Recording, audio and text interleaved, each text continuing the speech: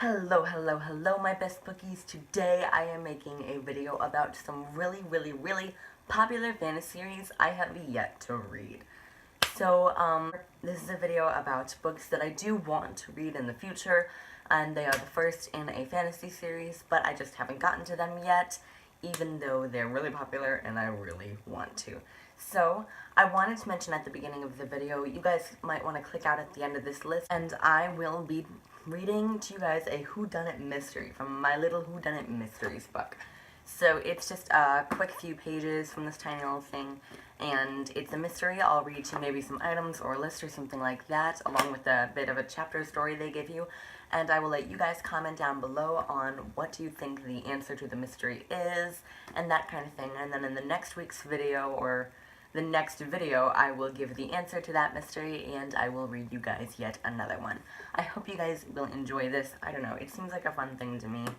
Maybe you guys will hate it. You guys can just click off if you don't like it. Yeah, so stick around at the end of the video for that if you would like to. Anyway, without any further ado, let's get right into the video. Popular fantasy series I have yet to read. First off, we have The Lunar Chronicles by Marissa Meyer. The first one being Cinder, and then after that there is Scarlet, Cress, and finally Winter. It is a quartet.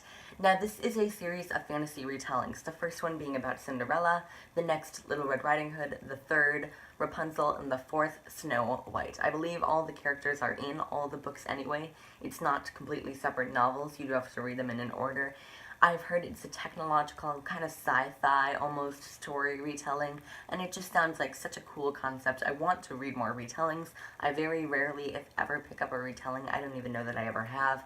They sound like such cool things. I'm really excited to pick up this one. I believe it's on my May TBR, and it is so popular, so well loved, that it is making me want to read it even sooner than I have put on my list. So, who knows when I'll be getting to that, but sometime soon for sure. Next up, we have the Court of Thorns and Roses series by Sarah J. Maas, the first one being A Court of Thorns and Roses, then we have A Court of Mist and Fury, and finally A Court of Wings and Ruin.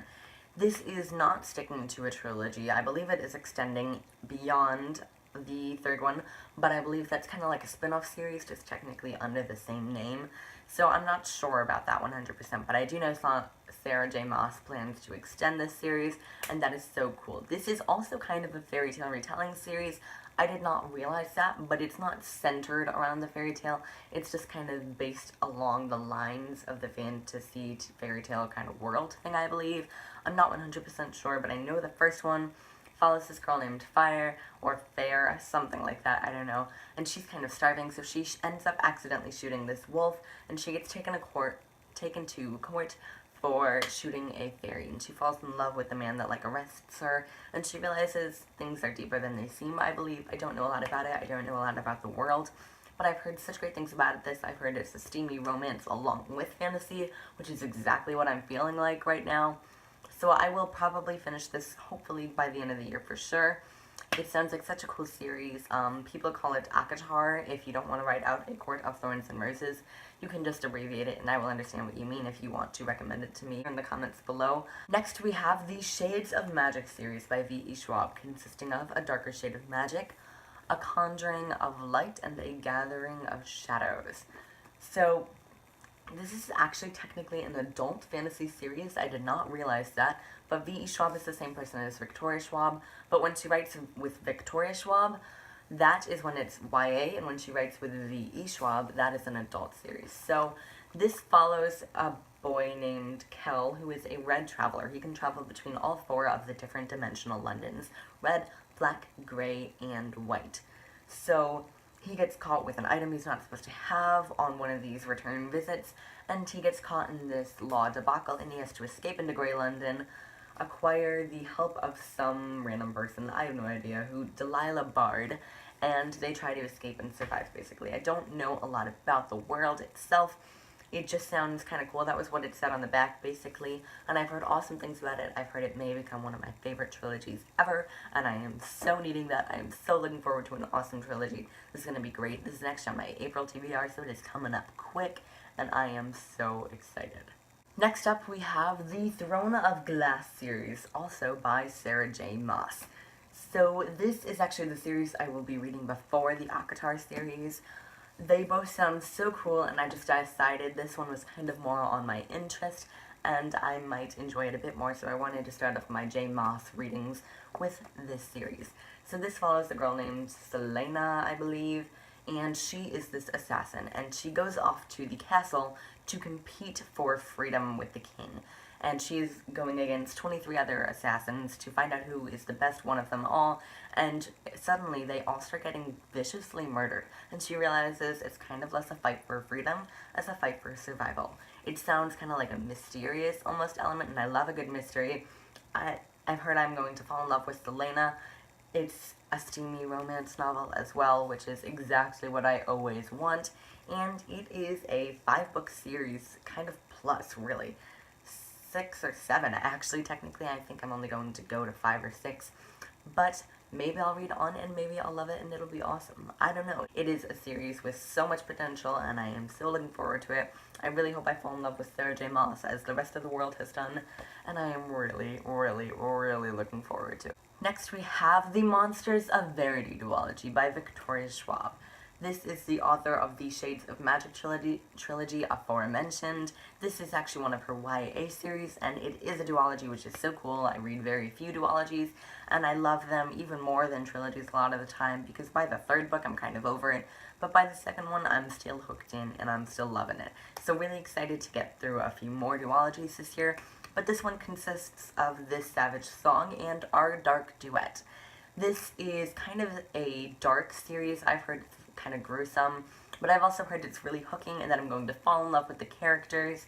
So there is this girl who wishes, I can't even talk today, I'm so sorry, who wishes she could be bad like her father. He is this criminal mastermind kind of thing, and she wishes that she could follow in his legacy, but so far she's not been able to do that. Then there is this guy who is actually a monster, and he wishes over all things that he could be good. So they're kind of the opposite of each other, but I believe in the end they're actually bad and good. So in this world, whenever somebody commits a crime, a monster is created that kind of represents that crime somehow. And one of the main characters is one of those monsters, and the other main character is one of those monster creators. So it's this gruesome, crazy world. It sounds so cool. I love a good duology, as I've already said. Victoria Schwab sounds so awesome. I'm going to be getting to this one in August, and it just sounds amazing, and I really can't wait. Next up, yet another duology. We have the Six of Crows duology by Leigh Bardugo. So the first one is Six of Crows, and then we have Crooked Kingdom. I recently finished her Grishaverse trilogy, and it was officially the best trilogy I've ever read, which is crazy, and I never thought I would say that again. I don't know why. I thought The Infernal Devices would always be my favorite, but this one topped even that. It was so awesome, and this takes place in the same world as that. I've heard even better things about this duology than I had about that trilogy. I don't know about that, but I'm really looking forward to trying out this series. It sounds so cool. Like I said, I love the world it takes place in. And this is like a 6-person story. So it's 6 characters that all get together. They're all like criminal masterminds of some variety, and they get together to go on some kind of heist. And the first one is about that heist, and then Crooked Kingdom follows the aftermath of that heist. I love stories like this where it's all like leading up to one major event and where there are so many characters. I am totally ready for this. I can't wait to get to it. This is on my June or July TBR, I want to say, and I am so excited. Next up, we have The Chronicles of Narnia by C.S. Lewis. I do own this entire series. I got it from my uncle a long time ago, and I have read them. I read the first 2, and I got halfway through the 3rd, and I was too confused and too young to really understand what was happening, and I am ready to get back into it and see what it's about. So they all revolve somehow around Narnia. This is the first one, The Magician's Nephew. Then we have The Lion, the Witch, and the Wardrobe. Next up is The Horse and His Boy. After that, we have Prince Caspian. On to The Voyage of the Dawn Treader, The Silver Chair, and finally, The Last Battle, all by C.S. Lewis. So this is a series of companion novels, however, they all somehow revolve around or take place in Narnia. I read, like I said, the first 2 and I got halfway through the 3rd, but I was too young to really understand the series. It's not an easy one to read. They are classics, so they're a bit on the difficult side, and I just wasn't quite ready to read them. However, I am so ready to get back into the series. I'm super looking forward to it, to finally getting through this classic series. It's going to be awesome. and I really can't wait. They sound so cool. Next up, we have most of the Rick Riordan novels. I read the entire Lightning Thief series, the Percy Jackson series. I read all of the Heroes of Olympus except for the Blood of Olympus. And I was waiting for the Blood of Olympus to come out, and I was so excited that I think I reread the fourth book, House of Hades, and I realized I wasn't into it anymore. I didn't love his writing style somehow as much as I had in the past. I had read his Hidden Oracles, or like the Egyptian mythology ones, and I didn't really enjoy those. I didn't even finish the third one. I think I DNF'd it, which is so rare for me. So I never ended up picking up his Magnus Bane trilogy, and I never looked at his Trials of Apollo series either. He's just not for me. These are very popular novels, so I wanted to include them on this list, but these are books I'm not going to be getting to, and even books I didn't enjoy. I'm just not incredibly excited about these, and it was just not a good series in my opinion, so I am not going to be continuing on with the rest of his novels. Next, we have the Darkest Minds trilogy, which I already own. I have not read it. I own the first one, but I have it lent out to my brother right now, so I don't currently have it in my possession. But I am so excited about this. This kind of sounds like the Fifth Wave, which I think is what's kind of holding me back. I did not really enjoy the Fifth Wave. I liked the first one a bit, but then the second one was so utterly awful, in my opinion. I'm sorry, I never use that word, but it was a one-star book. I really didn't enjoy it at all, so I'm not super looking forward to The Darkest Minds. However, I am excited. It sounds so cool. The first one is The Darkest Minds, then we have Never Fade, and then In the Afterlight, I believe. That could be totally wrong. And then there is like a fourth one that might be like a spin-off or like a prequel thing. I'm not quite aware. But The Darkest Minds is actually turning into a movie, so that means it was totally a big hit all around. I hope I love it as much as so many people before me have, and I'm really looking forward to finally starting this kind of classic, well-known YA series, and I also will be moving on to her Passenger duology at some point this year. That's kind of like an honorable mention. I just figured since I'm talking about Alexandra Bracken, I might as well talk about her Passenger duology, consisting of Passenger and Wayfarer. I will be getting to both of those this year as well, and I really hope I enjoy all 5 of these novels. They sound awesome. Alright guys, thanks so much for watching. Don't forget I am doing my Whodunit mysteries, but if you don't really want to watch that, you can click off now. I hope you guys enjoyed my video about some really popular fantasy series I have yet to read. Now, on to my Whodunit mysteries. This first one is about Inspector Will Ketchum. You get it, Will Ketchum? Like, are you serious? That's the best you could do. But anyway, this is The Sneak Thief.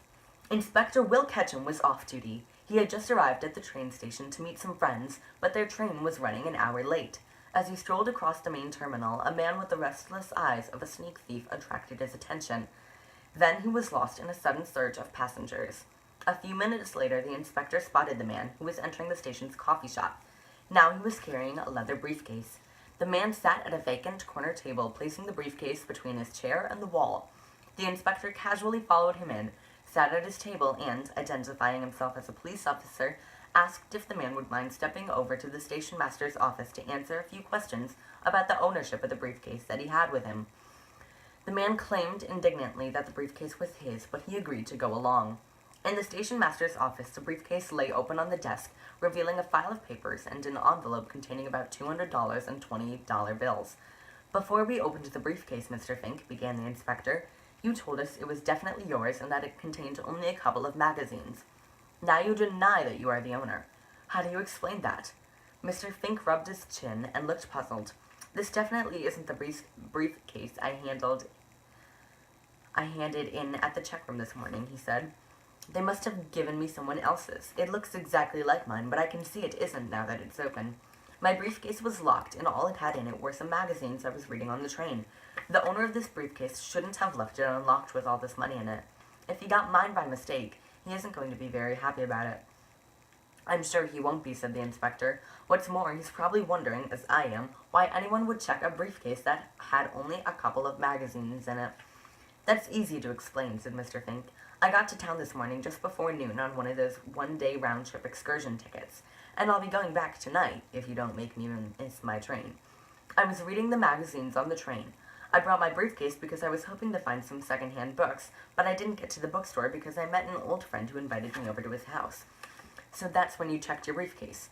That's right, continued Mr. Fink. I didn't want to carry it around with me, so I left it here and went to visit with my friend. Got my taxi fare paid both ways, had a great time, and all I had to spend since I got off the train this morning was what they charged me at the check room.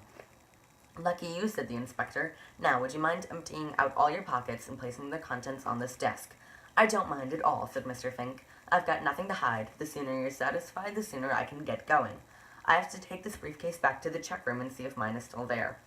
Mr. Fink's statement and the contents of his pockets, on page 10, were enough to tell Will Ketchum whether or not the suspect was telling the truth. So his pockets consisted of No. 1 Filter's mild cigarettes, a pocket knife, a diary, a hair comb, a whiskey flask, it looks like, a pen, some coins, and like a napkin dish towel kind of thing. It was probably a handkerchief now that I think about it. What do you think? The solution will be coming to you in my next video, and I may or may not do another read-along depending on how you guys felt about this one. But I hope you guys enjoyed this video, and I will see you soon with another one. Bye.